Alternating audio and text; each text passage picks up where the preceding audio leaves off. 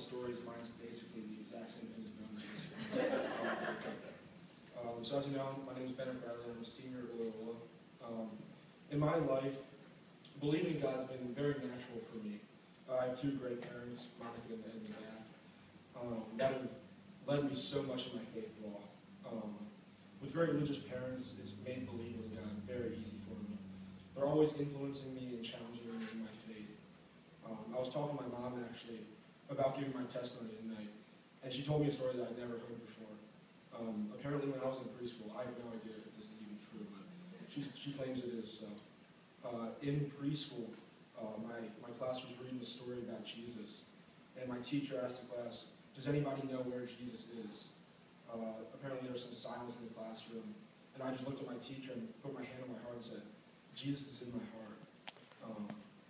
So that story just kind of shows that having great parents like that, they've instilled a faith in me that I'll never be able to thank them enough for. Since then, I've been coming to Teen CBS for 5 years now. I was a member of the mustard seed group in 8th grade, and since then, this place has been an amazing experience for me. I've met many great people, and I'm thankful for the lessons that Teen CBS has taught me. Through Teen CBS, I've met many great friends as well, with the guys sitting on the couch up here. All the guys in my group have been great friends, but more importantly, they hold me accountable in my faith. Like Bones was saying, high school is a tough time. It's not easy for anybody. Having a core group of guys that can hold you accountable and make sure you're doing the right thing, it's great to have. So as well as my friends, I've had many great role models and teachers and mentors. Guys like Mr. Chuck, Mr. Stewart, Mr. Tony, Mr. Larry. They've been great mentors for me in my walk with Christ, and like my parents have my whole life, they've challenged me to grow in my faith as much as I can, and to look for opportunities to better myself as a Christian. So when I was reflecting on giving my testimony with Mr. Chuck at Panera, I realized that I didn't really have a huge conversion story, like with Paul with the blinding lights, the audible voice of God, anything like that, but I had more of a personal experience with God. Instead, he came into my heart, and I didn't even notice it at the time, actually. As a kid, I just went through the motions of faith because that's all I thought I really had to do.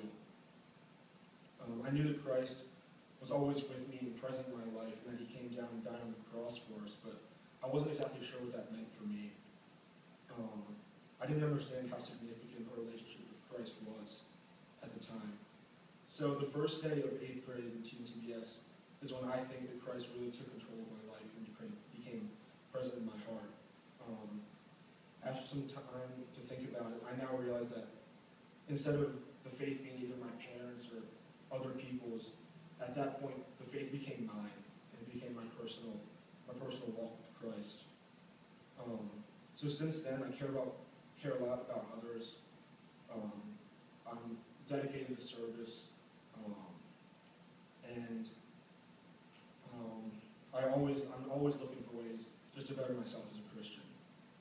So next year, God's blessed me with the opportunity to go to West Point. Just like Bones was saying, finding a way to get into the Word while you're away at school, it's difficult. It's going to be a challenge, but I put that in God's hands, and I know that he'll lead me down the path that he wants me to be in. So in conclusion, my verse, I've never really had a verse that I've been my go-to verse, I guess. So when I was doing my testimony and thinking about it a little bit, I realized that I wanted a verse. I wanted a verse that I could say, this is mine, and I'm going to live by it every day of my life. So I chose 1 Corinthians chapter 16, verse 3. It's be on your guard, stand firm in the faith, be men of courage, be strong.